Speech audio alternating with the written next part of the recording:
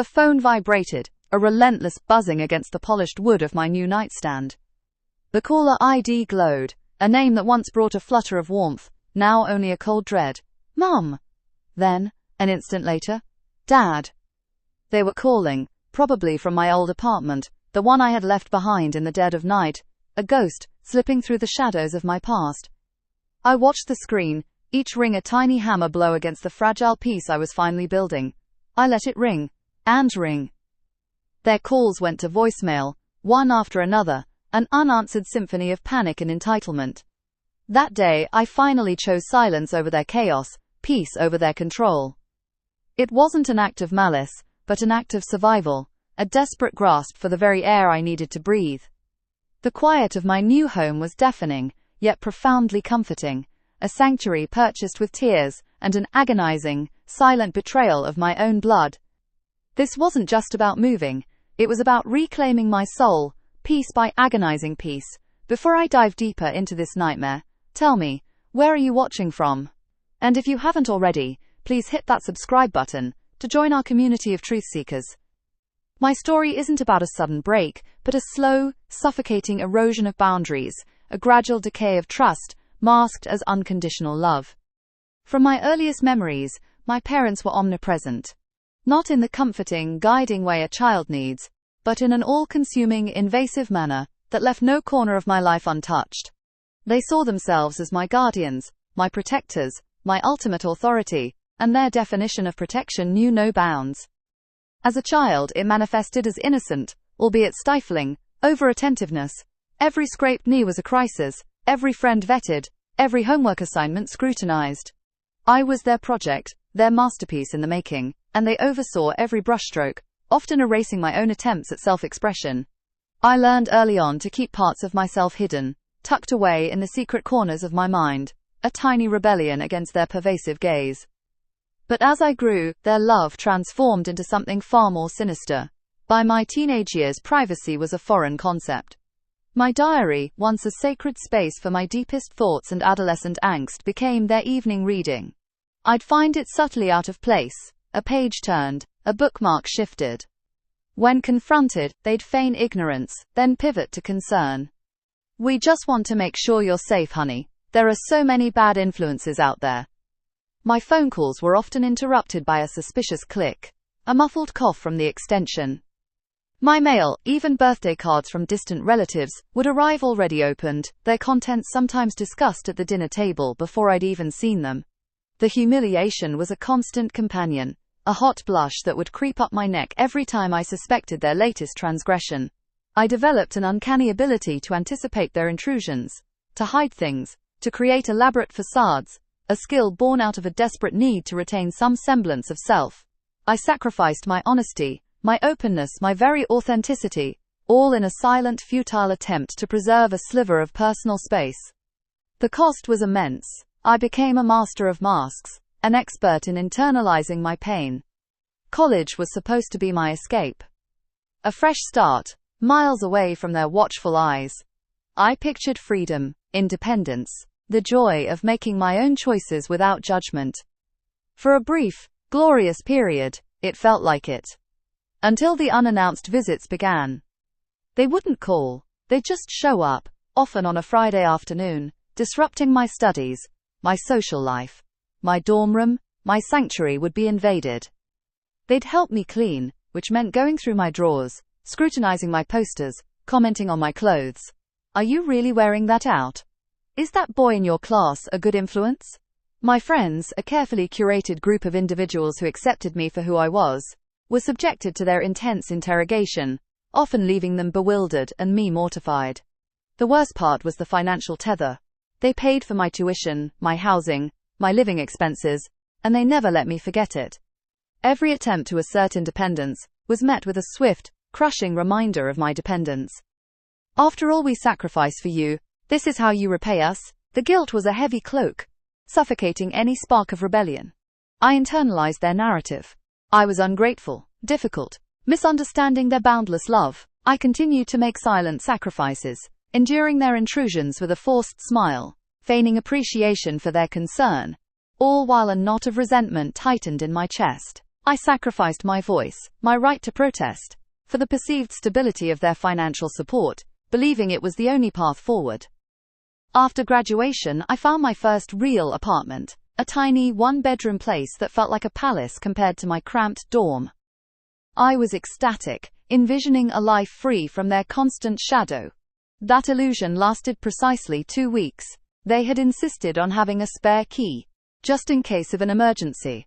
They'd said, their eyes wide with feigned innocence. I foolishly gave in, still clinging to the hope that with my own place they would finally respect boundaries. I was wrong. The emergencies were frequent and varied. A forgotten package delivery, a supposed gas leak that only they could detect, a sudden urge to bring me homemade food. But the true nature of their visits quickly became clear. I'd come home to find my furniture rearranged, my dishes washed, but not in the way I liked, my laundry folded, but with my underwear conspicuously placed on top. They'd leave notes, not just, "we stopped by," but passive-aggressive criticisms. "Your plants look thirsty. Are you eating enough vegetables? You really should organize your spice rack." The violation wasn't just physical, it was deeply emotional. My apartment, my sacred space, became an extension of their control. I lived in a constant state of anxiety, never knowing when they might appear, when my privacy would be shattered again. I started hiding my personal belongings, my journals, my medications, anything that could reveal a part of myself they hadn't approved of. My dating life was a minefield. I couldn't bring anyone home, terrified they'd walk in unannounced. I couldn't even talk about my dates on the phone, fearing they might be listening. The paranoia was relentless. Every creak of the floorboards, every unexpected shadow sent a jolt of fear through me. I felt like a prisoner in my own home, constantly performing, constantly on guard. The humiliation of having my life scrutinized, judged and altered without my consent was a festering wound. I lost sleep, my appetite suffered, and a dull, constant ache settled in my chest. I sacrificed my peace of mind, my sense of security, and the very essence of what a home should be, a safe haven. I tried to talk to them, countless times. Each conversation was a carefully prepared plea for respect, for boundaries. Each time I was met with a wall of denial, anger and victimhood. "How dare you accuse us of breaking in? We have a key. We're just trying to help you. You're so ungrateful. After all we've done for you, this is the thanks we get." They would turn my pain into their suffering, their concern into my selfishness. Gaslighting was masterful, leaving me questioning my own sanity, my perception of reality. I'd leave those conversations feeling emptier, more isolated, and more convinced that my pleas would never be heard. My silent sacrifices continued, taking the form of suppressed anger, feigned understanding, and a growing despair that I would ever truly escape their grasp. The breaking point arrived subtly, yet with the force of a tidal wave. I had started a new hobby, a creative writing project, something deeply personal and vulnerable. It was my secret world, a place where I could express thoughts and feelings I couldn't share with anyone, especially not my parents. I kept the notebook hidden, tucked away in a locked box under my bed. One afternoon, I came home to the familiar signs of an unscheduled visit, a window slightly ajar, a faint scent of their perfume lingering in the air. My heart sank. I checked my hiding spot. The box was there, but the lock was broken, crudely forced open. My notebook was gone. A cold dread seeped into my bones. Later that evening my mother called, her voice dripping with thinly veiled disapproval. "I found something at your apartment, honey. Something concerning. All those dark thoughts, those made-up stories. Are you all right? We're worried about you.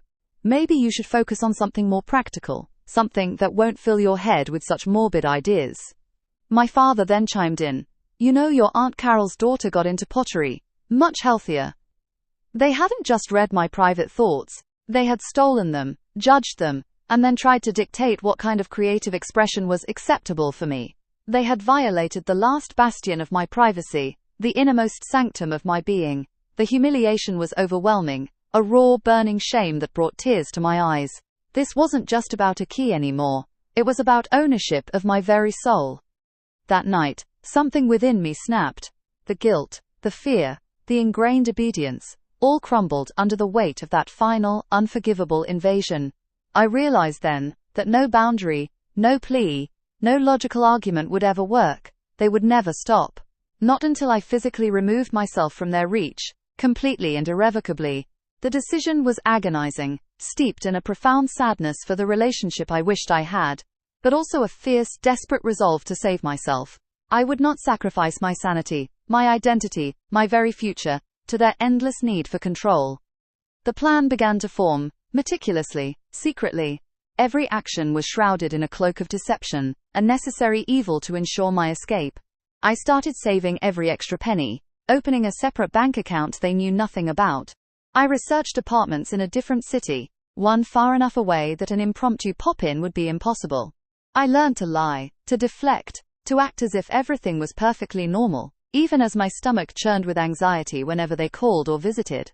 My heart ached with the weight of my secret, the silent burden of preparing to sever ties with the people who had given me life. I changed my mailing address to a P.O. box, updated my contact information with my employer, my doctor, my utility companies, making sure no trail led back to my new, as yet undiscovered haven. The stress was immense, the constant fear of being found out a gnawing presence.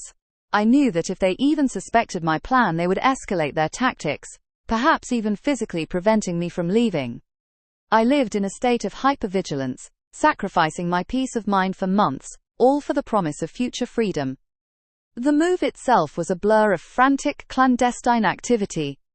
I hired a small, discreet moving company, paid in cash, and arranged for them to arrive early on a Saturday morning, when my parents were typically at their weekly brunch. I packed only the essentials, leaving behind furniture and countless memories, knowing that I couldn't risk a paper trail or a large removal truck attracting attention. Each box I sealed felt like a layer of my old life being shed, a painful but necessary detachment. As I carried the last box out, the empty apartment echoed with a profound silence, a stark contrast to the years of unseen intrusions. I locked the door for the final time, the old key feeling heavy and meaningless in my hand. I didn't look back. The drive to my new city was a mix of exhilarating freedom and a suffocating wave of guilt. I was abandoning them, cutting them out of my life, and despite everything, a part of me, the child who craved their approval, mourned the loss of what could have been. But the deeper, more primal part of me knew this was the only way to survive. I sacrificed the comfortable illusion of family unity for the brutal reality of self-preservation. The phone vibrated again, persistent, demanding. It was Sunday evening. They would have discovered by now. The old apartment would be empty, devoid of my presence. The key they held, once a symbol of their access, now utterly useless. My new apartment was quiet, serene. The only sound the hum of the refrigerator and the frantic buzz of my phone. I watched as the calls came in, first from Mum, then Dad, then Mum again, each ring a crescendo of their dawning realization. I could almost hear their rising panic, their anger, their confusion. The voicemails piled up, each one a testament to their unraveling control. The first few were laced with thinly veiled concern, feigned worry. "Honey, we're worried sick. Call us back immediately. Is everything okay?" Then came the anger, the entitlement. "How could you do this to us? After everything we've done, this is so ungrateful." Their voices grew shriller, laced with accusations, guilt trips, and finally, threats. "We're calling the police. We'll report you missing. You can't just disappear." My hand hovered over the screen, an almost involuntary twitch to answer, to explain, to appease, to make the noise stop. Decades of conditioning, of responding to their every demand, fought against my newfound resolve. A tear traced a path down my cheek, a silent acknowledgement of the pain I was causing, and the pain I had endured. But then, a flash of all the humiliation, the broken locks, the stolen diary, the judgmental comments, the suffocating control. I remembered the feeling of being a prisoner in my own home, the constant anxiety, the relentless gaslighting. And in that moment, the urge to answer dissolved, replaced by a quiet, unwavering strength. This silence was my power. This unanswered call was my boundary. This new, untraceable apartment was my freedom. I let their calls go to voicemail, one after another, until the screen finally went dark. The quiet returned, deeper and more profound than before. A wave of exhaustion washed over me, but beneath it, a nascent feeling of peace, of safety, finally bloomed. I was free. Truly free. The calls continued for weeks, then months, gradually dwindling into sporadic, desperate attempts to regain control. Each time, I let them go to voicemail, a silent testament to my unwavering resolve. The justice wasn't about revenge in the traditional sense. It was about reclaiming my life, my autonomy, my very identity. It was the profound justice of self-preservation, of choosing my own well-being over the toxic demands of others, even if those others were my parents. The silence, initially agonizing, became a balm, a healing presence that allowed me to finally breathe, to finally be myself without fear of judgment or intrusion. The path to healing is long and winding, filled with moments of doubt and residual guilt, but each day in my quiet safe haven reinforces the painful but necessary truth. Sometimes, the only way to truly love yourself is to walk away from those who refuse to respect your boundaries. True love doesn't control, it cherishes and respects the individual. And sometimes, letting go is the truest act of self-love, and the most profound form of justice. If my story resonated with you, if you've ever had to fight for your own peace, please give this video a like. It truly helps the channel, and it lets me know these stories matter.